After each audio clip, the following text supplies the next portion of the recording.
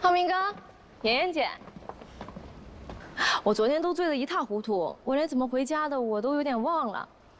哦，对了，昨天晚上我没有闹出什么乱子吧？没有。那我就放心了。妍妍姐，你们先聊吧，我在车上等你。 听浩明哥说你们蜜月要去伦敦，那边有家牛排馆很好吃，以前浩明哥经常带我去吃。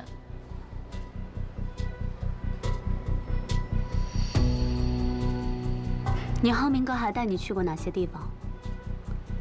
麻烦你都整理好发给我。喝了酒就别进泳池，容易被淹死。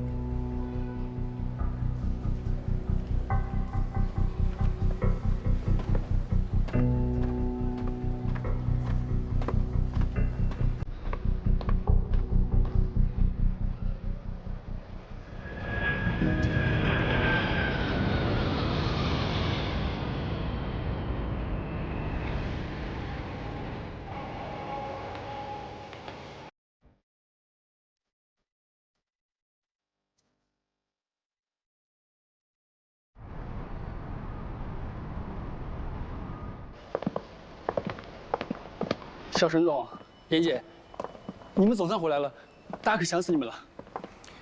我们买了一些伴手礼给大家，等一下让司机送上去，帮我们分了啊。好，谢谢沈总。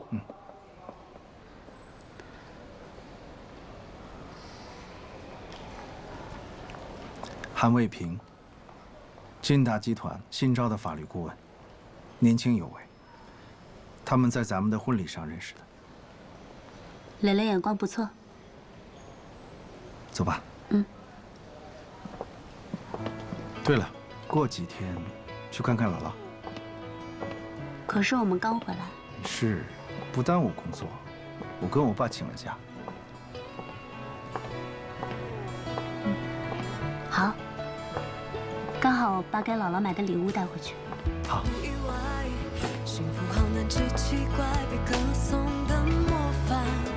重逢那天最近好吗？想提醒时弹责怪，谁骗谁不遗憾。姥姥，哎呀，哎呦，妍妍，我都快睡着了。姥姥可是想你哦，快让我看看。 瘦了，怎么又瘦了？是不是不好好吃饭？是你瘦了吧？哎呦，我瘦什么呀？这……姥姥你好，我是你的外孙女婿沈浩明，给您带了点礼物。哦，可真是个帅哥呀！欢迎回家，快来，进屋。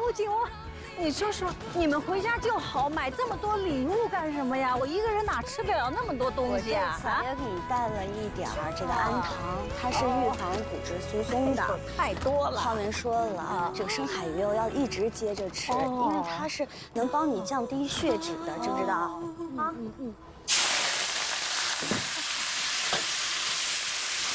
哇，姥姥，好香啊！这什么菜啊？这个小青菜，你们城里人是吃不着的，是我下午刚到菜地里去现摘的。你看看你们城里人说什么？绿色环保，哎，无污染。那旁边那个是什么菜？那是牛尾芋头煲，吃了大补。姥姥，您常一个人住在家里，那妍妍的爸爸妈妈是不是？姥姥啊，这个你最喜欢的这张给你带来了，我给你挂卧室最显眼的地方。金飞跟许岩讲述了他和方瑜的故事。原来许岩和沈浩明跟巴莱金夫妇告别后回到房间，许岩很是疑惑，他为什么不通过金达集团和巴莱金正式接洽，反而要费这么大功夫？是公司出了什么事情了吗？沈浩明听见后笑了笑，他如实的说出了自己在公司里的现状。其实他并不受沈父的信任，董事会的人面上看似很尊重自己，私下却十分不服气，所以他现在还不是董事会的人，根本不能用集团的名义来接洽巴莱金，因为国外板块一直都是金达的弱项，只要自己和巴莱金达成合作，就能成功进入董事会。虽然许岩能明白他进董事会的心，但他很不理解为什么沈父会不信任沈浩明。沈浩明见状表示，当初自己未婚生子，坚持把浩辰带回回家抚养，跟父亲产生了很大的分歧，并没有把许言的原因说出来。而当沈浩明说完这些后，许言还是问出了自己一直想要知道的事情。你可以跟我说说关于浩辰妈妈的事情，不想说也没有关系。沈浩明看了看许言，说出了他和方瑜之间的事情。当初得知方瑜怀孕的时候，他们已经分手2个月了。记得那是个下雨天，他突然找上门说自己怀孕了，并表示如果打掉这个孩子，以后就不能生了，所以他选择生下来。而且这次过来并不是想让沈浩明负责，只是想让他知道这个事情。此时的沈浩明还小，整个人都是懵的，但他还是负起了自己该尽的责任，陪着方瑜生下了这个孩子。没过多久，方瑜因为潜水遇到洋流不幸去世，方磊便带着亲子鉴定将孩子交给了自己。之后他把浩辰带回了家，导致和父亲之间的关系越来越差。而为了不影响沈家的声誉，沈父更是对外宣布浩辰是他们的第二子。许言听完后，让沈浩明试着理解一下沈父，因为他认为沈父做的事情都是为了沈浩明好。其实不管他们长得多大，在父母眼里始终都是小孩子，但是不放心不等于不在乎不重视。而且这么大一个公司，背后有那么多的眼睛盯着他，一丁点错误就会被无限放大。因此父亲对他的严格或许是一种保护。许言的开导让沈浩明重新开始审视起了父亲，而直到今天他才发现许言的宝贵，但自己却弄丢了他。谢谢你，我确实有必要赔偿。那去早点睡。两人在准备睡觉的时候，沈浩明真的很想搞清楚谁给许言投钱了。他不停地举例着自己周边的人，许言就是晾着他不说。我的事情你不要管，你有没有权利知道？不要老是问这样的问题，注意你自己的位置。晚安。就在两人聊天的时候，殊不知背后却有人盯着他们。翟总为扳倒沈家上位，特意派商业间谍来打探许言和沈浩明有没有离婚，想让他拍下两人闹离婚的证据。怎料这个人却是个傻的，他拿着相机爬到树上，没想到却被树下的农药毒到掉了下去。不死心的他趁许言和沈浩明出去，想要趁着客房服务混进去，没想到却一头撞到了门上。好不容易费了9牛2虎之力进去拍了照片，没想到准备离开的时候，许言和沈浩明回来了。没办法的他只好躲在衣柜里。明天早上他们就离开了。但是我要提醒你，既然已经做了这么多的准备，那就要选一个恰当的时机，不要太着急的去谈生意上的事情。好的，谢谢你。你不用谢我，我们是按合同。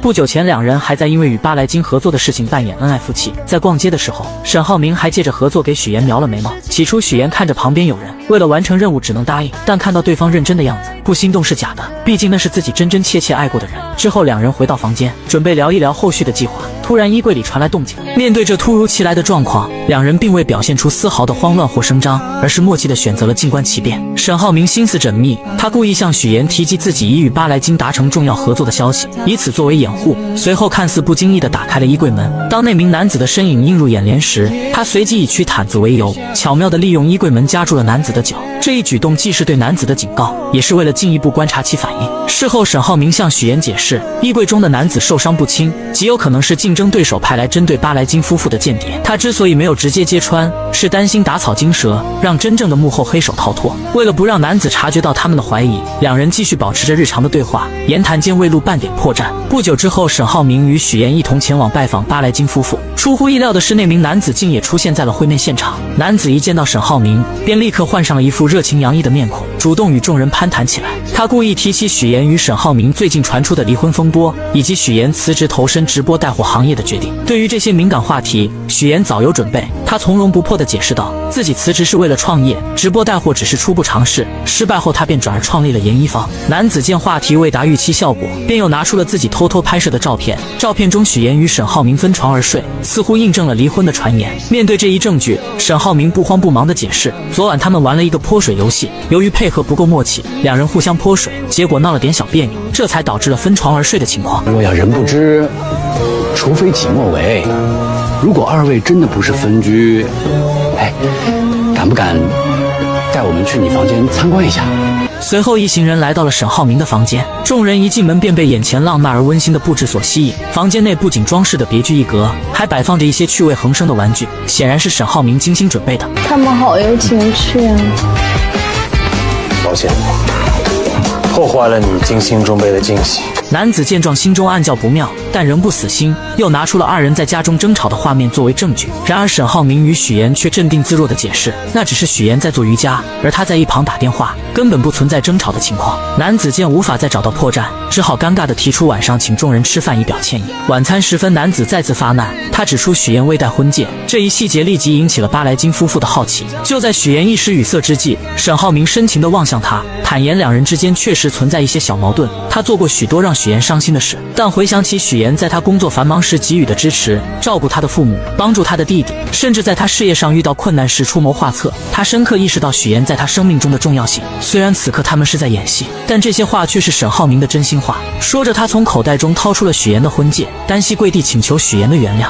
那下次不能这样。肯定不会。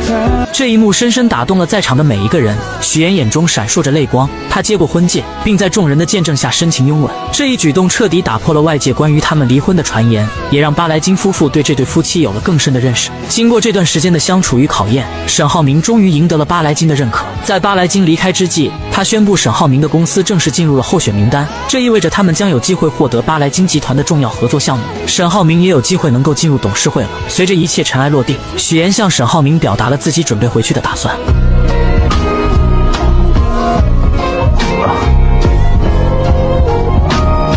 不好意思，这几天我习惯了。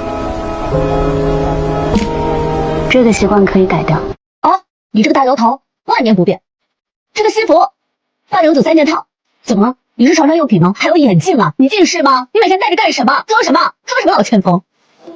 即将离婚的许燕和沈浩明再也不装了，开始吐槽起对对方的不满。原来沈浩明在送许燕回去的路上，许燕还是忍不住把蒋亮是投资他的人说了出来。沈浩明听完后觉得蒋亮就是一个花花公子，全都是靠他姐姐懂什么投资。许燕看到他这副看不起人的样子，顿时怒火上头，但他还是很耐心的解释，承认自己昨晚说有投资人是骗人的，可人家蒋亮也是看了他们最新一期的视频才开始确定的投资的。真的是好演技，知不知道还有什么事情骗着我呢啊？听完这话的许燕破罐子破摔，直接将以前欺骗沈浩明的事情全部都说了出来。第一次去金达采访的时候，发烧是真的，但晕倒是装的。沈浩明听完后更是不甘示弱的表示，在医院给许燕贴的创可贴是陈秘书买的，只是看到他感动得一塌糊涂，就没有吭声。这番话彻底伤到了许燕的心，毕竟那是他第一次对沈浩明动心。怎料沈浩明乘胜追击，指责许燕给他挑的每一件衣服没有一件是他满意的，颜色、品质、品味都很差。许燕听完后彻底破防，他气急败坏下让沈浩明反思一下自己是不是长得老成，眼光又跟不上时代，整天不是梳个大油头，就是穿得像个卖保险的，永远都是西装半永久3件套。是床上用品吗？还有眼镜啊？你近视吗？你每天戴着干什么？装什么？装什么老千锋？沈浩明听完后气炸了，他摘下眼镜开始火力全开，吐槽许燕做的饭很难吃，自己一直都是硬吃下去的。许燕不甘示弱地说他送的珠宝腕表又土又俗，没有一件是自己喜欢的。没想到沈浩明却说这些东西都是陈秘书买，自己一点都没有参与。无所谓，无所谓，真的无所谓。反正男人送的礼物都差不多，不习惯了。跟我谈之前，你到底几个？我跟你说过几个。你跟我说只有我一个？对，就你一个，还差个0。听完这话的沈浩明彻底破防，他猛踩刹车，紧紧盯着许燕。许燕并没有理会他，下车后提醒他别忘记了8号去民政局办理离婚。沈浩明这才反应过来，自己刚刚都说了些什么。明明自己想要挽回许燕，怎么把这些话都说出来了？两个曾经端着生活的人，终于有了活人的气息。回到家后，沈浩明就收到了浩辰的灵魂拷问，让他尽快把嫂子追回来。怎料沈浩明还是嘴硬，就是不肯承认自己喜欢许燕。我送你一个成语，口是心非。嫂子肯定还在生你的气，你有没有给人家好好赔礼道歉啊？接着浩辰开始阐述自己的观念，男生被女生拒绝是没关系的，就算被拒绝100次也要把喜欢的女生给追回来。这么简单的道理，沈浩明怎么会不明白？可他就是不明白自己为什么见到许燕总会说一些违心的话。他独自坐在楼梯上纠结了许久，给许燕发去消息，想要借8来金的名义再次约见许燕，可许燕的回复简短又无情。怎么追回来？难道还要跟他吵架？我真是一头猪！马上就要到两人离婚冷静期结束的日期，沈浩明为了不离婚都开始有了应激反应，只要听见8这个字，心里就忍不住打颤。于是为了拖延离婚，故意借口自己在国外出差，甚至来到景点拍下几张在国外的照片，让秘书修图就能蒙混过关。然而他却低估了一个全能型人才的侦查能力。许燕看到照片后，直接来到了沈浩明家堵他。一定是幻觉，一定是幻觉。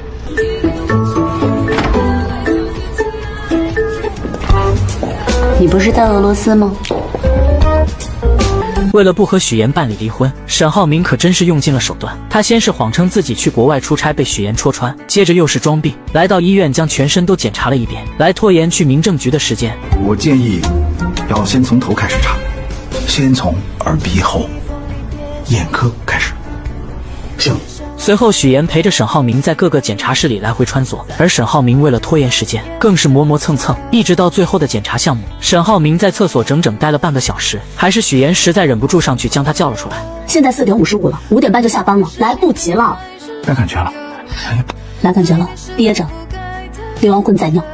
等两人赶到民政局，却被工作人员告知系统已经关闭，办不了。要想离婚，也只能再次提交申请，等到下个月的8号再来。沈浩明听完，心中很是窃喜，而许岩则恨不得将他暴打一顿。隔天，蒋亮以投资人的身份约许岩出来，两人来到一家电影陈列馆，馆内陈列着大量的拍摄道具。蒋亮表示，这个是一家私人博物馆，是他朋友开的，而他是这里的超级贵宾，每当他想安静丝毫的时候，都会来这里，没有人会打扰他。接着又讲起了自己小时候的故事，为的是激起许岩的同情心，让他注意到自己。可他的如意算盘很快被另一个女孩揭穿，为了不让许岩误会，他只好找个借口把女孩支走。另一边，沈浩明独自喝酒解闷，方磊得知后找了过来，并告诉他，现在圈子里传得沸沸扬扬的，说许岩正跟蒋亮打得火热，他着急找下家呀。许岩是我爱人，管住你的嘴。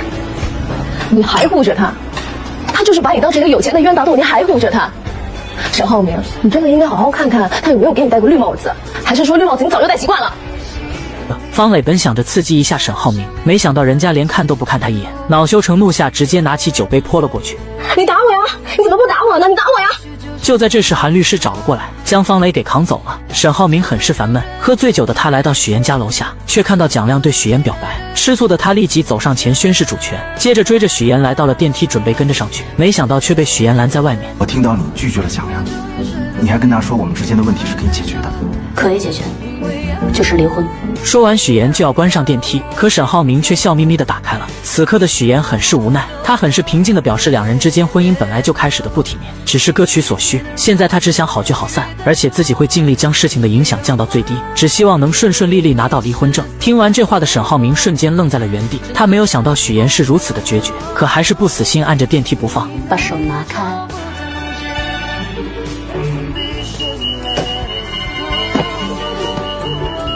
不要占公共资源。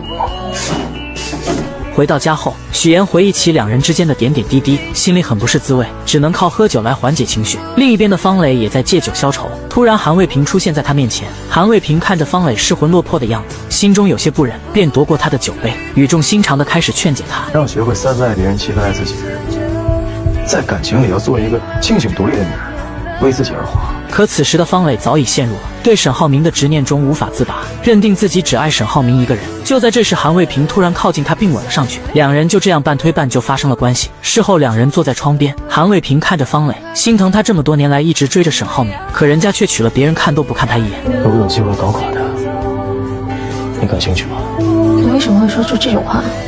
因为你。隔天，韩卫平来到公司，以见沈浩明为借口，从陈秘书手中顺利拿到了公司战略合作计划。随后来到楼梯间，迅速拍下了照片。那么他这么做的目的到底是什么？不久前，沈浩辰为了哥哥嫂子的复合，真是煞费苦心。他以下半年参加马术比赛为由，让教练联系嫂子过来商量，自己则赶忙向哥哥报信，让他赶紧过来。就这样成功将两人聚到了一起。而为了给两人创造独处的空间，更是借口拿果汁火速开溜。可屋内尴尬的气氛让许岩有些不知所措，于是他谎称自己还有工作，转身离开。沈浩明不知道该以什么借口留下他，只能任由许岩离开。等浩辰端着果汁回来，没有看到嫂子，立刻指责哥哥浪费了自己好不容易争取到的机会。我真的是要被你气死了！就连我的小朋友都知道，做了错事就要改。您惹嫂子生气了，现在她不理你了，你不得主动出击啊？沈浩明也不知道自己到底怎么了，面对许岩竟然一句话都说不出来。晚上回到家，于兰也开始助攻。这几天丈夫和儿子之间的关系缓和了不少，她知道这是许岩的功劳，便劝说儿子赶紧把许岩给追回来。其实于兰直到今天还在自责，要不是当初她介意许岩的身份，许岩也不会撒谎家世背景。而且他在商场上打拼了这么多年，形形色色的人，什么样的没见过。但许岩看儿子的眼神，一眼就知道他是真心喜欢儿子的。许岩对这个家里的每一个人都是真心的，所以他很自责。其实一开始我是希望给你找一个门当户对的，对妍妍的态度很苛刻，想方设法的逼她离开你。妈妈现在也很后悔，如果不是当时那些行为，我想妍妍也不会用门当户对这个谎言来证明自己。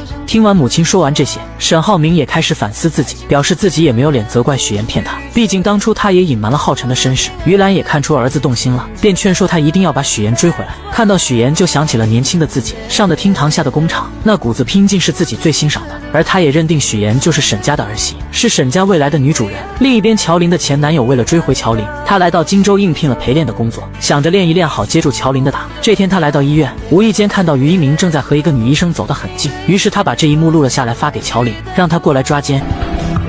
太过分了，刚才他拉她的手，现在是他拍她的肩膀，俩人在一起都26分钟，当着我的面口口声声说喜欢你，现在在干嘛？乔琳实在听不下去离开了，而于一鸣之所以跟这个女医生靠得这么紧，是因为有病人去世了，同事实在迈不过去这个坎，他过来安慰一下，两人并没有什么越剧。晚上乔琳做了一个噩梦，梦见于一鸣跟那个女生在一起了。隔天一大早，他找到于一鸣，想要搞清楚这件事。于一鸣得知后赶忙解释，可乔琳却觉得他们之间存在很大的问题，还是互相彼此冷静1星期再考虑要不要在一起。与此同时，沈浩明正听着陈秘书汇报许岩的创业进度。妍姐之所以那么努力，就是想证明她的实力和优秀给你看。现在不是讲究什么旗鼓相当、势均力敌的爱情吗？像妍姐那样的独立女性，她肯定希望闯出一番事业再回到你身边。陈秘书的这番话将沈浩明忽悠得一阵暗爽，他开始向陈秘书取经，怎么挽回许岩。陈秘书指导他去找许岩身边的朋友帮忙，最好是男性，因为这个时候男性往往更同情男性。于是沈浩明找到了于一鸣，两人可谓是难兄难弟，一个在分手冷静期，一个在离婚冷静期，可真是有了共同话题，最终达成一致战线，帮助对方渡过难关。乔琳不理我，你可以帮我找他；许岩不理你，我可以帮你说上话。这不就叫人多力量大？咱们2个人肯定比1个人强。说得对，姐夫，妹夫，姐夫，妹夫。许岩怎么也没有想到沈浩明会和于一鸣联手攻略他们两姐妹。俗话说3个臭皮匠顶个诸葛亮，那么2个臭皮匠想出来的办法自然也听不了什么用。原来沈浩明为了挽回许岩，听从陈秘书的话寻求于一鸣帮忙，而于一鸣正巧也因为乔琳的事很是头疼，2个同病相怜的人就这样凑到了一起，互相帮助彼此渡过难关。沈浩明甚至将希望寄托了到了恋爱指南上，看着书上的心灵鸡汤津津有味，一旁的于一鸣更是拿出电脑随时标记书中的重点部分，甚至做了一个 PPT， 真是一个感念一个真感激。现在道理是有了，但具体怎么实施却是个难题。就在2人纠结的时候，许岩发来语音消息：明天有空吗？我们咖啡厅见，浩辰学校的事。就在沈浩明准备回过去的时候，于一鸣立刻制止了他，表示不要明天，就今天直接去家里。沈浩明二话不说，直接来到许岩家。许岩看到他来很是惊讶，两人约的不是明天吗？沈浩明赶忙表示自己正在附近谈合作，谈完有空就过来了。许岩很是无奈，但也只能让他进来。刚进来，沈浩明就发现许岩准备了满满一桌子菜，以为有男人趁虚而入。这时许岩将浩辰老师发过来的信息转发给沈浩明，这让沈浩明找到了理由。信号不好，这里有 WiFi 吗？我这个路由器坏掉了，要不然你回去下载。没事，我帮你修一下。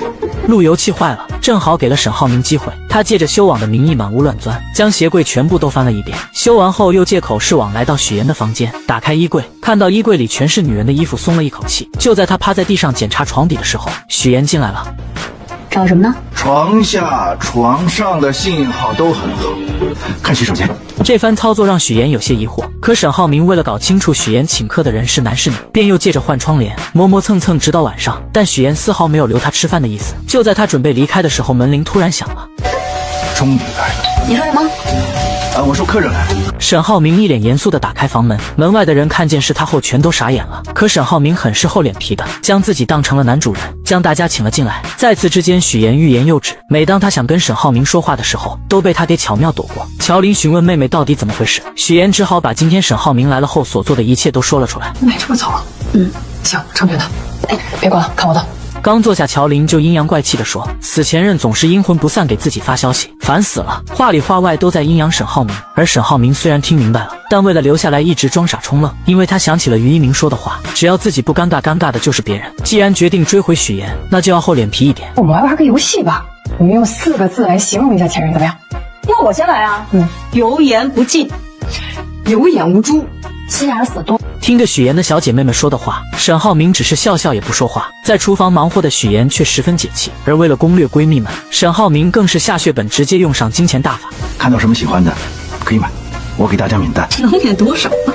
全部。这话一出，瑶瑶的眼睛都亮了。沈浩明接着诱惑，表示自己会让秘书跟着他们，只要看上了当场消费当场买单。这番操作很快就攻略了对面的2个小姐妹，两人都开始夸起了沈浩明。许岩实在听不下去，弄出动静试图唤醒两人，最后许岩还是下了逐客令，将沈浩明赶走了。隔天沈浩明再次找到于一鸣，于一鸣又给他出了个馊主意。沈浩明的执行能力很强，隔天便让陈秘书拿着他每天站在许岩楼下，在办公室望着窗外发呆，以及在工地里看着许岩照片夜不能寐的照片，让许岩看。本以为这些能换来许岩的心疼，可万万没想到许岩接下来说的话让秘书无地自容。什么偷拍能怼得这么近？沈浩明也挺配合的呀，是坐在床上的吧？是啊。那你也在床上？你俩都在床上？别人接电话，有信号！别人接电话！是啊！哎呦，没人叫你，我俩过去。有人叫我，没接。哎，好。这不是我家，是要掉头。不是你去哪儿了？万万没有想到沈浩明有一天也会变成这样。不久前，沈浩明为了挽回许岩，使用了各种办法，可他和于一鸣想尽了各种办法，都没有让许岩心动。这天他在看朋友圈的时候，无意间看到许岩发的在电影陈列馆打卡照片，下面有蒋亮的点赞，于是他点开了蒋亮的朋友圈，看到了那张跟许岩同样地址的照片，还有暧昧的话语，瞬间上头。隔天便找人将电影馆里的东西全部都买了下来，不给蒋亮留下任何美好的回忆。这个操作可把蒋亮给气炸了。就在这时，沈浩明打来电话，将蒋亮约到了咖啡厅。情敌见面分外眼红，蒋亮因为电影馆的事很是生气，上来就给了沈浩明一个下马威。他表示自己是许岩的合作伙伴，沈浩明就是有钱也接近不了许岩，不像自己作为投资人可以天天陪在许岩身边，许岩的每一步发展他都在场。然而沈浩明听完后并没有气急败坏，直接发下狠话，表示只要自己和许岩没有离婚，那他蒋亮就是第三者。我绝对不会放过第三者。沈浩明警告完蒋亮后就回到了公司，却突然收到巴莱金先生的文件。巴莱金表示在正式签约前还要再对沈浩明进行3个月的考察，在此期间不能出现任何风险和暴雷。您跟妍姐离婚这事儿能不能想办法再拖一拖？没办法的沈浩明只能找乔林帮忙，可乔林一直都站在妹妹这边，声称许岩的态度就是他的意思，他不会帮沈浩明。沈浩明见状很是真诚地表示，自己已经试过了各种办法挽回许岩，上个月为了不离婚还想尽办法拖延，这是他从小到大第一次东躲西藏，也是第一次这么害怕失去一个人。他真的不想跟许岩离婚，可即使如此，乔林也做不了妹妹的主，还是没有帮沈浩明。而看到乔林不愿帮忙，沈浩明只能先完成于一鸣的嘱托。他告诉乔林，最近于一鸣的状态很不好，天天菜饭不思，一心想着怎么才能让他消消气。怎么会跟他在一起啊？同病相怜嘛。我是真没想到你能跟于待在一块儿了。像那个倒数第一跟倒数第二互相帮忙，你也是真没辙了呀。最终乔林还是心软了，透露许岩明天会在公司假扮，但蒋亮也会在。沈浩明听完后整个人都不好，隔天买好甜品来到了公司，之后便赖着不走，盯着两人不让他俩有任何的亲密接触，甚至在蒋亮发表自己的观点时上前直接反驳了他的观念。在经营公司上，沈浩明比蒋亮强的不止一点。蒋亮在商界一直都是个花花公子，靠着他姐姐一步一步走到今天，所以他的有些观念还是不如沈浩明。此刻的许岩也没有闹脾气，而是专心听着沈浩明传授的经商之道。最后一个建议，将来无论是我、蒋总，或者是更高阶的人给到你建议，你可以监听，但是千万不要近亲。最终的决策是自己的判断力。我知道，知道就好。看到许岩认真听取了自己的建议，沈浩明很是得意地坐在沙发上，还给了蒋亮投去了一个挑衅的眼神。许岩走后，两人之间的火药味十足。晚上，于一鸣再次找到乔林，这次的他准备很是充分，买了许多彩妆送给乔林，还做了攻略，一一跟乔林介绍化妆品的用处和适合她的口红。乔林听着他的介绍很是惊讶，没想到于一鸣会去了解这些。因为你喜欢，这样以后我们就有更多的共同话题，你也不会嫌弃我。这番话彻底感动了乔林，两人终于化解了之前的矛盾，在一起了。日子看似平静，背地里却暗流涌动。沈家的对手翟总为了不让巴莱金和沈浩明合作，派商业间谍调查沈浩明和许岩离婚或者感情破裂的证据。3番5次的失败后，将所有的希望放到了沈浩明的律师韩卫东身上。不管你用什么方法，方雷也好，你在律师圈的人脉也好，3个月之内必须拿到他们离婚或者感情破裂的证据。记住，千万不要让你干爹失望。如果这2条路都行不通，严一方也是另一个办法。但许岩的研一房在蒋亮的投资下，越来越步入正轨，设计出了许多好看的款式。许岩忍不住将这些喜悦全部都分享给了姥姥，甚至还给姥姥做了几身衣服。姥姥，您仔细看啊，我们这衣服上面全都是纯手工的，您肯定懂，一针一线，这都是非遗文化。许岩与乔琳一同出现在姥姥面前，通过视频通话，将研一方精心制作的新款服饰逐一展示给屏幕那端的老人。许岩还特别提到自己亲手为姥姥设计缝制了一套专属服饰，这份心意让视频那头的姥姥笑得合不拢嘴，直称自己是研一方最忠实的满级铁粉。在一片欢声笑语中，姥姥带着满足的笑容结束了通话。然而挂断电话后的许岩心中却泛起了层层涟漪，他深知姥姥总是以笑容掩饰着对他的思念与牵挂，即便心中渴望相聚，也总是担心自己的到来会打扰到孩子们的工作与生活。这份深沉的爱让许岩更加坚定了要在荆州站稳脚跟，为姥姥创造一个温馨舒适的晚年生活环境的决心。命运似乎总爱在不经意间设置考验。正当许岩与团队紧锣密鼓地筹备着新一批成衣的入库工作时，一场突如其来的意外打乱了所有计划。送货车在前往仓库的途中突发故障，停在了半路上。面对即将到来的滞留金罚款和紧迫的时间限制，许岩迅速联系了冠冠，说明了当前的困境。冠冠虽即刻着手安排救援车辆，但修好故障货车至少还需3-4个小时，时间紧迫不容拖延。就在众人焦急等待之时，沈浩明意外地出现在了公司。沈总，这么慌张，是发生什么事了？妍姐出事儿了。她的车坏在半路上了。他仿佛是命运派来的救星，迅速驾驶着一辆备用货车赶到了事故现场。没有过多的言语，沈浩明首先让疲惫不堪的许岩上车休息，自己则毫不犹豫地投入到搬运工作中，将一箱箱成衣从故障车上转移至新车上。许岩坐在车内，透过车窗望着沈浩明忙碌的身影，心中不禁涌起一股暖流。他开始意识到，或许沈浩明对他的感情并未如他所想的那般淡去，他正以自己的方式，默默地尝试着挽回这段曾经的感情。看着沈浩明因劳累而微微喘息的样子，许岩终于按捺不住内心的关怀，拿起水和纸巾走向他。沈浩明接过水一饮而尽，那瞬间的满足与疲惫交织在他的脸上，让许岩的心不由自主地软了下来。他询问许岩为何要亲自参与送货这样繁重的工作，言语间透露出对许岩安危的担忧。第一批货嘛，我不想有任何意外，所以就亲自过来验收，要去看一下下一批货的情况。你呢？沈总这么大的公司，自己来帮忙。沈浩明解释到，自己是因为公司团建活动，本想联系陈琳了解情况，却迟迟得不到回应，这才决定亲自前来查看。他强调希望许岩不要因为他的帮助而感到有压力，但许岩的心中却有着自己的坚持。他告诉沈浩明，自己并不介意他的帮助，但更希望的是能够依靠自己的力量，过上自己想要的生活。沈浩明听着许岩的话，眼中闪过一丝复杂的情绪。他承认自己过去确实过于自负，没有充分认识到许岩的独立与坚强，也没有珍惜他给予的支持与帮助。此刻的他只希望许岩能够不再那么辛苦，能够活得更加轻松自在。但许岩却微笑着摇了摇头，他说，追求梦想的道路虽然艰辛，但每当看到自己的努力有所回报，那份满足感与幸福感是任何物质都无法替代的。谈话间，许岩也提到了沈浩明与蒋亮之间的矛盾。他虽然明白两人之间的恩怨，但作为研一方的股东之一，蒋亮提出的许多建议都极具价值，对公司的成长有着不可忽视的贡献。他希望沈浩明能够放下成见，以更加开放的心态去看待蒋亮，共同为公司的发展努力。随着最后一箱成衣被安全地搬上货车，两人一同坐进了驾驶室，踏上了前往仓库的旅程。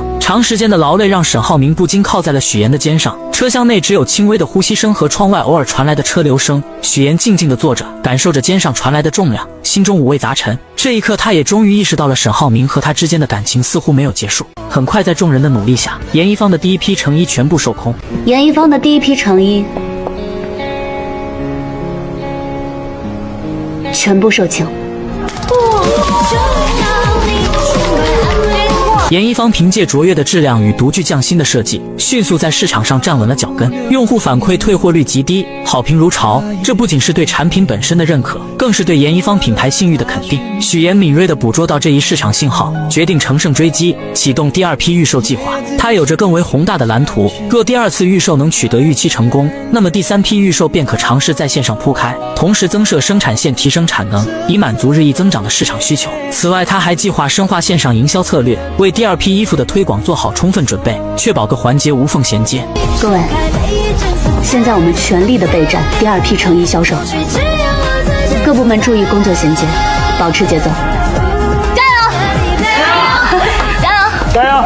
然然而山海浮沉，成功背后往往隐藏着未知的挑战。次日，当许岩踏入公司时，一个棘手的问题摆在了他的面前。第二批成衣尚未正式发售，市场上却已出现了同款仿制品。这些仿制品虽外观相似，但面料与做工却大相径庭，价格更是低廉的令人啧舌。我们的这款卖3999，他们这个才卖399，而且上线一天卖了几百件，我们总共才上线100件。更糟糕的是，对方不仅利用低价策略疯狂抢占市场份额，还雇佣网络粉丝及博主对严一方进行恶意抹黑，企图通过宣传击垮这个新兴品牌。面对这突如其来的危机，许岩迅速冷静下来，开始分析可能的原因。他推测，要么是工厂内部泄露了设计图纸，要么是有人故意购买黑稿进行打压。然而现实比预想的更为残酷，店铺订单骤减，退单率飙升，而工厂方面不仅否认泄露图纸，还提出了预先支付30%定金的要求，这无疑让严一方的处境雪上加霜。此时的许岩才明白，这次严一方真的遭到危机了。与此同时，蒋亮从姐姐那里得知了严一方的困境，姐姐建议立即终止与严一方的合作，认为在这次危机中，严一方很难全身而退，即便日后澄清，也难以恢复往日辉煌。但蒋亮却有自己的打算，他约许岩共进午餐，试图用自己方式给予他支持与鼓励。餐桌上，蒋亮耐心分析当前形势，表示愿意动用个人资源帮助严一方渡过难关，即便公司暂停资助，他也愿意自掏腰包。然而许岩却婉拒了蒋亮的好意，他深知蒋亮若在公司决策上与主流意见相悖，将会面临巨大的压力与非议。他更倾向于采纳沈浩明的建议，避免与资本过度绑定，保持品牌的独立性与自主性。蒋亮见状，只得承诺公司只是暂时暂停投资，待危机解除后，投资将会恢复，他本人也将继续担任投资人角色。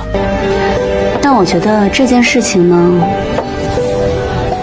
也不是坏事，起码让我知道了我有一个这么好的投资人，有一个这样有情有义的朋友。回到公司后的许岩看到团队成员们士气低落，他深知此刻需要的是团结与信心，于是他组织了一场紧急会议，共同面对挑战。会上他做出了决定，首先对所有正规渠道购买的衣服实行全额退货退款，其次暂停与涉及抹黑行为的博主合作。随后他决定不再删除任何负面言论，而是选择正面回应，直面危机。同时许岩还宣布了第3批衣服的制作计划，强调此次必须严格保密设计细节，一旦设计完成，立即投入生产，以更快的速度回应市场需求。然而危机似乎并未就此止步，正当严一方全力应对网络言论时，物料供应商也找上门来，要求提前结清尾款，以防严一方因资金链断裂而无法履行合同。供应商态度坚决，表示这是为了降低自身风险。乔林试图以合同约定为由进行拖延。张经理，咱们也合作挺长时间的了，您今天闹这么一出，这说难听点可叫落井下石。既然您这样，那我也不客气的告诉你，钱你今天肯定拿不到，一切只能按照合同办事。你要是再这么继续闹下去，请你出去。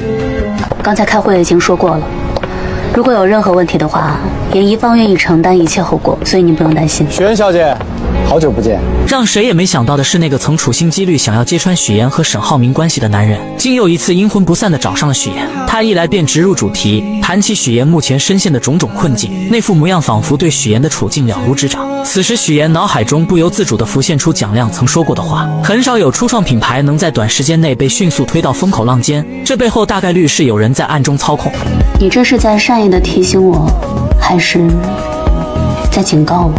可面对许岩隐晦的试探，男人却满脸无辜，坚决不承认有任何幕后操作，还一本正经地宣称自己是严一方的粉丝。然而话锋一转，他还是暴露了真实目的，直言自己关心的始终是金达公司和思拓公司谁能与巴莱金的公司达成合作。接着他又就是重提，强调之前在度假村的提议依旧有效，只要许岩愿意在公众面前宣称自己和沈浩明的关系破裂，他就能立刻帮许岩解决眼前的燃眉之急。2000万资金瞬间到账，许岩听后内心没有丝毫动摇，他毅然决然地拒绝了男人史蒂夫的交易。在他看来，这不过是自己人生道路上的一道小坎，他有信心凭借自己的能力跨过去。随后他礼貌而坚定地示意史蒂夫离开。这突如其来的交易让许岩倍感压力，然而环顾四周却找不到一个可以倾诉或求助的对象。这时他只想逃离现场，找个能释放工作压力的地方，但是他不知道去哪里。其实眼下这种情况，他可以把工作压力吐露到有温度的社交平台，像 SO 就很温暖，这里的人愿意花时间倾听他的经历，可以给他安慰和鼓励，而且瞬间广场上有很多感受相通的灵魂，有了他们的陪伴，许岩或许就没有那么难受了。想有人陪伴，我推荐 SO。然而命运似乎并不打算轻易放过许岩，一波未平一波又起。严一方刚遭遇外部危机，内部又出了大问题，财务总监突然提出离职，而且态度强硬，声称明天就要走人。许岩顿时慌了神，要知道公司所有的账款往来、供应商对接，可都是这位总监负责的，短时间内根本找不到合适的人来接替。无奈之下，许岩只能搬出合同条款，强调财务属于特殊岗位，必须提前1个月通知离职，以便做好工作交接。可财务总监却不为所动，两人因此在公司里发生了激烈的争执，气氛一度十分紧张。就在这时，林涛意外出现了，他深知财务岗位的重要性，一进来就严肃地指出，必须确保后续工作的连续性和稳定性，移交的材料也必须真实可靠。严总，希望你找一个有经验的人给我交接，否则啊，过时不候。巧了，本科财务专业，硕士金融专业，有会计证，惹到我算你踢到钢板上了。原来林涛原本打算回老家，但因为之前的一些事情，心里一直过意不去，想要当面向许岩道歉，于是便来到了这里。林涛不愧是从银行出来的专业人士，一接手财务工作就迅速进入了状态，有条不紊地处理着各项事务，一直忙碌到深夜。乔林看到林涛如此辛苦，特意送来泡面。林涛趁机向乔林透露了公司目前的严峻形势，账目上这个月资金只出不进，按照这个速度只能维持1个月了。第二天，许岩又迎来了新的挑战，上次来的材料供应商，这次竟然带着物流和生产商一同前来。三人一见面就气势汹汹地提出，第3批订单的定金必须提高1成。尽管此时公司账户上资金紧张，但为了维持合作关系，许岩不得不勉强同意。可这三人得寸进尺，紧接着又要求许岩结清第2批的尾款。面对三人的步步紧逼、咄咄逼人，许岩没有丝毫退缩和畏惧。没问题，但我也有一个要求，一旦你们收到了款项，严一方将永远跟你们停止合作。我知道现在外面传了很多不好的事情，对严一方伤害很大，但那都是故意的抹黑造谣，风波总是会过去的。许岩再次向3位合作伙伴重申了严一方对产品质量的把控，他语气坚定表明，若款项立刻结清，双方的合作将即刻终止，并给予对方1分钟的考虑时间。正当气氛紧绷至极点，沈浩明意外地引领着巴莱金的夫人步入会场。原来夫人这次是作为莫斯科代表参与中俄文化交流访问团而来，他对严一方早有耳闻，于是这次特意前来参观。得知许岩正与合作伙伴进行关键谈判，巴莱金夫人表达了她的愿景，希望严一方能迈向国际舞台，并主动提出可以提供助力。他透露自己即将出席一场规格极高的国际晚宴，希望能穿着严一方的服饰亮相。许岩见状礼貌地邀请夫人暂离谈判现场，由他亲自陪同挑选服装，而沈浩明则接手了与3位合作商的对话。面对沈浩明，3位合作商的气焰明显收敛，他们注意到新到的俄罗斯地产界重量级人物的夫人，意识到严一方背后有着不容小觑的支持力量。意识到形势逆转，3人不得不放下之前的强硬态度，选择妥协。我今天呀，给您下一保证啊，以后徐总的事儿就是我们的事儿，您放心。谢谢。另一边，许岩细心地为巴莱金夫人挑选着礼服，每一件都力求完美匹配夫人的气质与晚宴的庄重。夫人对许岩的品味赞不绝口，同时关切地询问起严一方当前面临的挑战。许岩虽不愿多谈困境，夫人却已从旁侧了解到一些情况，她鼓励许岩坚持下去。回忆起在度假村时许岩对事业的执着与热爱，坚信这些困难不过是暂时的风浪，无法动摇许岩的决心。我会尽我所能渡过难关的。我也会穿着你的衣服走遍全世界的。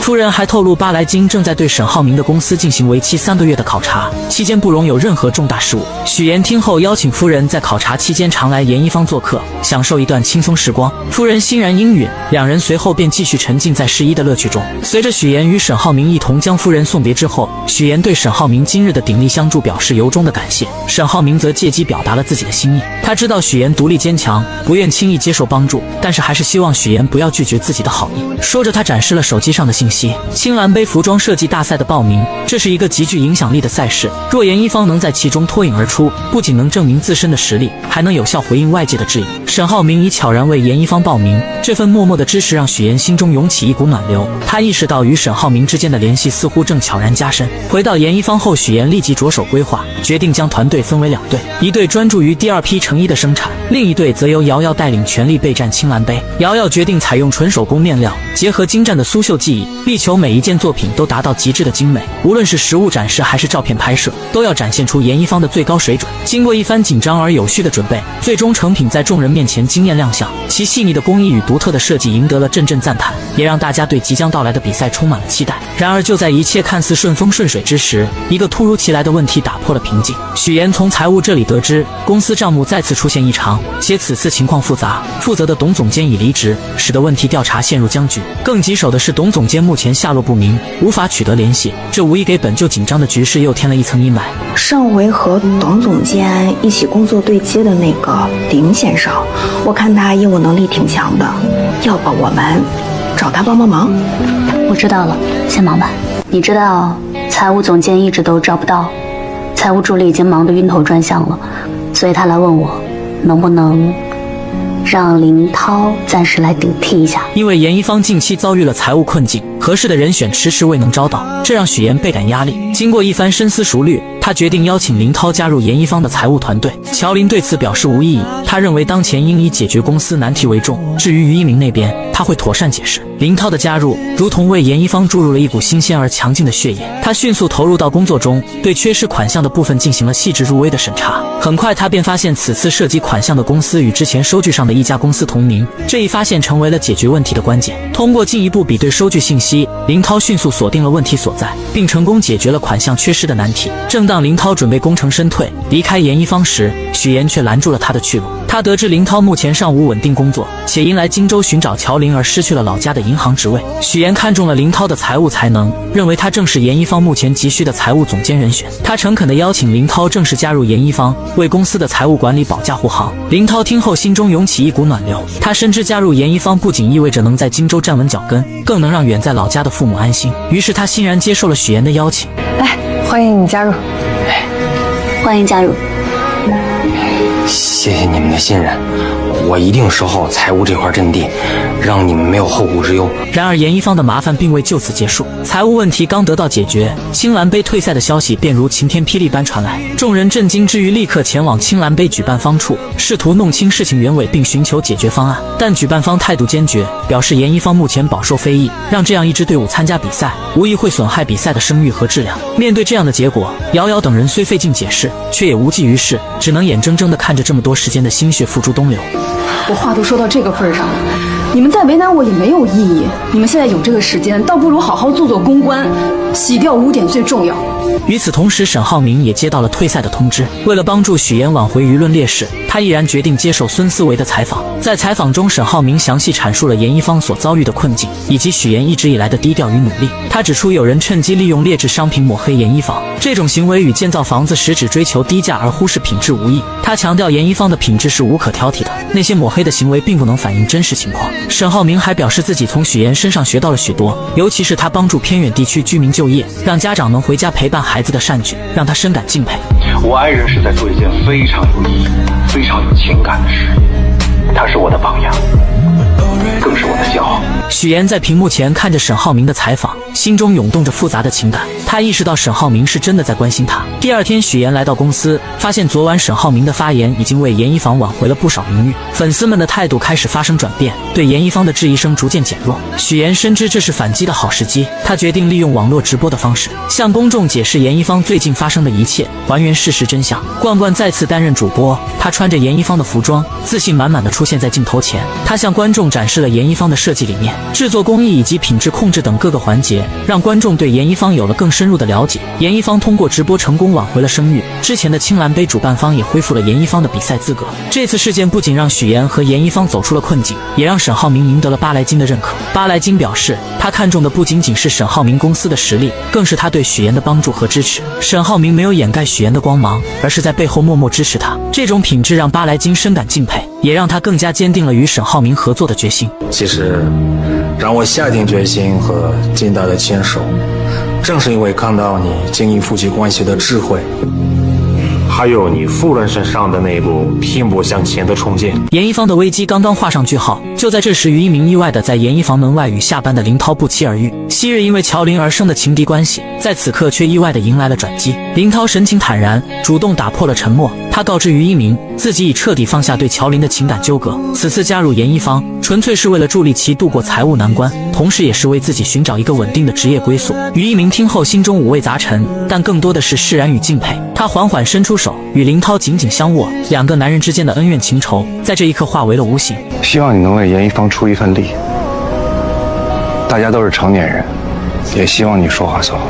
恰在此时，乔林从严一方内走出，目睹了这一幕，他心中涌动着感激之情。对于一鸣和林涛能够化解矛盾，他深感欣慰。于一鸣见状，轻声对乔林说：“他之所以这么做，是希望他能无忧无虑，不受任何负担的困扰。”随着青蓝杯比赛的临近，严一方上下进入了紧张的备战状态。终于，他们的努力得到了回报。严一方凭借着独特的设计理念和精湛的工艺，成功跻身总决赛之列。然而，就在众人沉浸在喜悦之中时，许妍却陷入了深深的思考。她凝视着即将呈现给观众的舞台布置和模特展示，心中总有一种难以言喻的缺失感。尽管一切看似完美无缺，但她总觉得少了些什么，那份能够触动人心、引发共鸣的情感元素。面对即将到来的总决赛，许妍感到前所未有的压力。她环顾四周，也没有人能够帮助她。这时，她只想逃离现场，找个能释放压力的地方，但是她不知道去哪里。其实眼下这种情况，她可以把压力吐露到有温度的社交平台，像搜就很温暖，这里的人愿意花时间倾听她的经历，可以给她安慰和鼓励，而且瞬间广场上有很多感受相通的灵魂，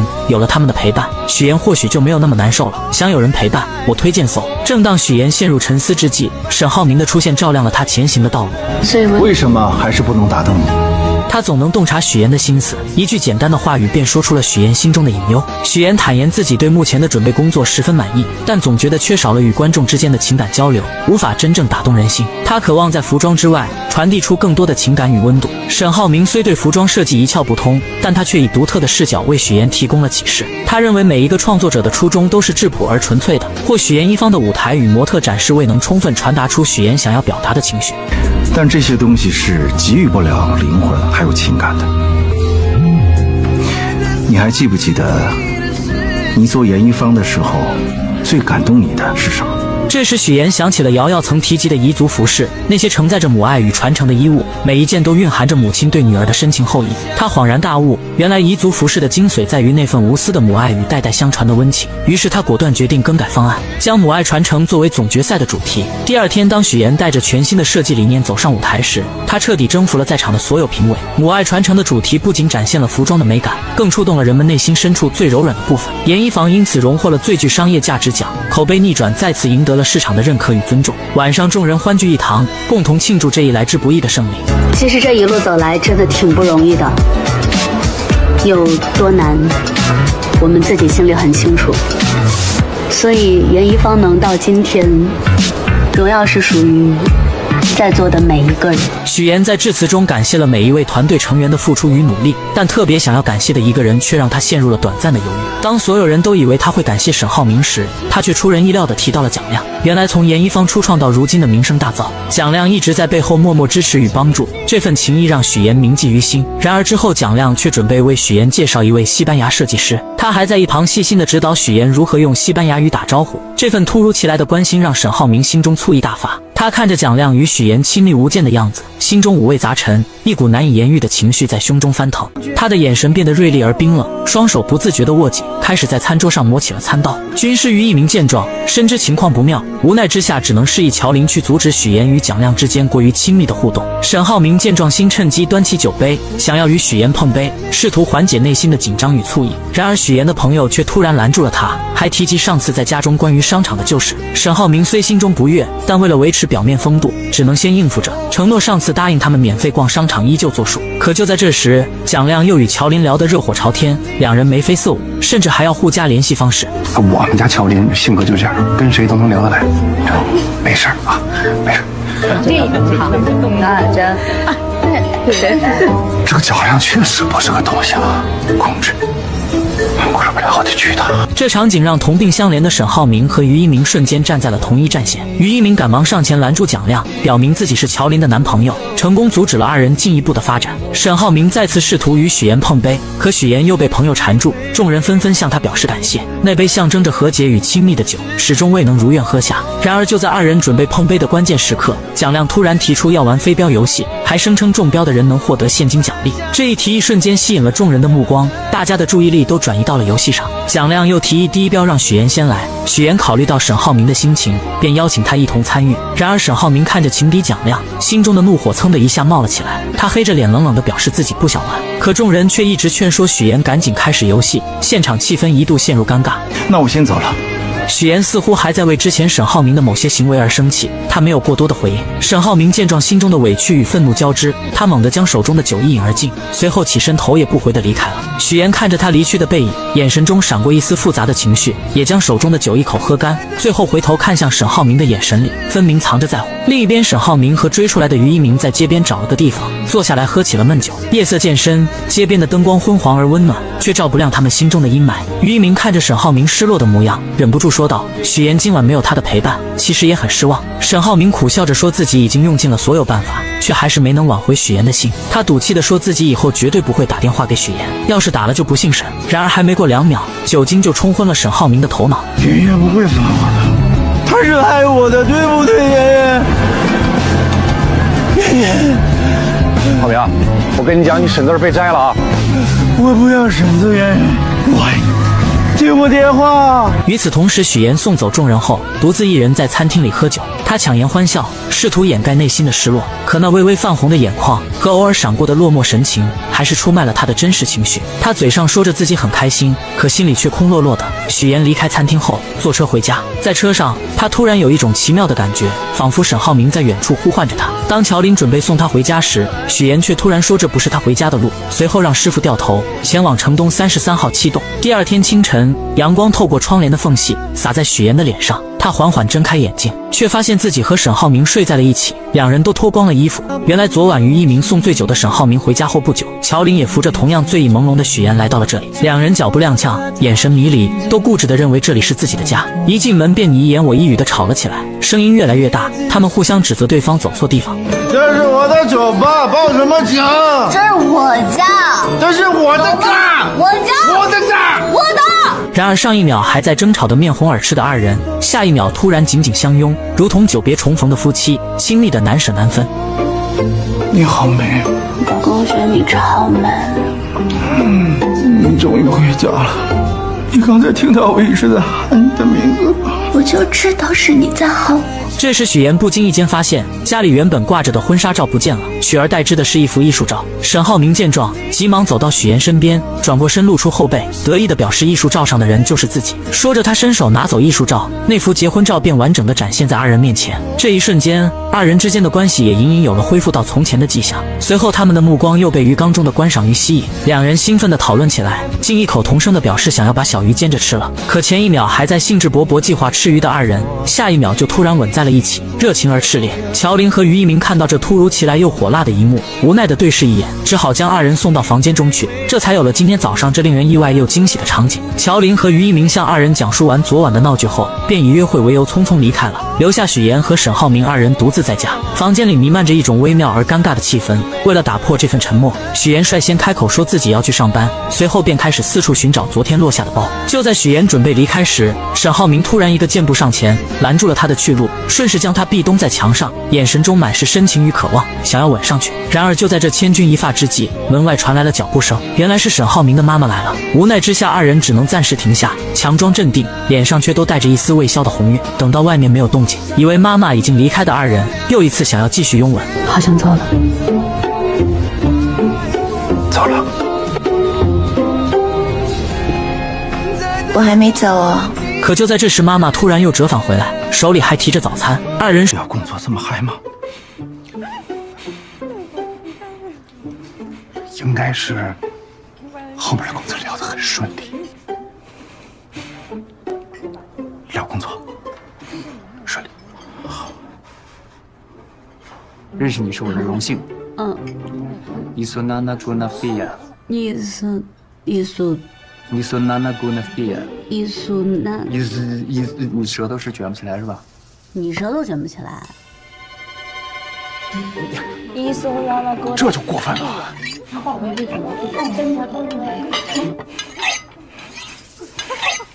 妹夫，控制，冷静，别冲动啊！我来想办法。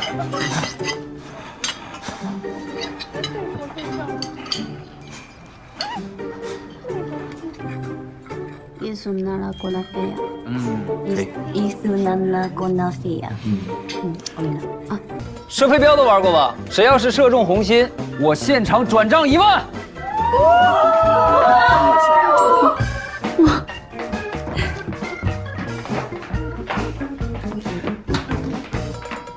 徐总，这第一镖得你来啊！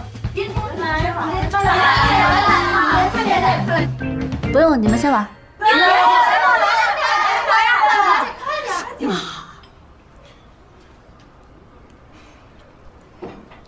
一起玩吧。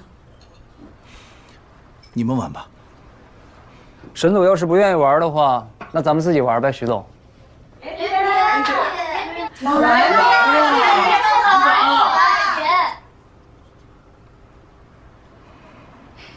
那我先陪他们玩。那我先走了。你闪耀过那太阳，让花树盛开未凋落。双手牵过那掌纹，相恋过，错结长守候。每当你开口，这一朝令命运的寂寞，晚霞拂过你的轮廓，就知道日落带走梦，留下我不难过。如果你有急事的话，可以先走。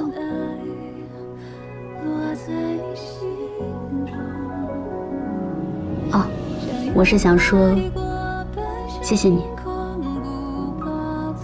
谢谢你能来，我干了。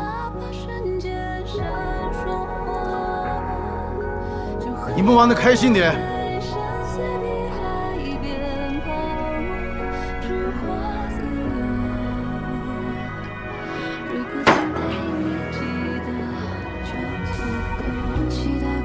可结果却不尽人意，大家都以知名度不高婉拒了。沈浩明每天下班都会在许岩的必经之地等着他，默默地关注着，看着他辛苦的样子，心里很是难受。每次当他想要上前帮忙的时候，都会想起那天说的话。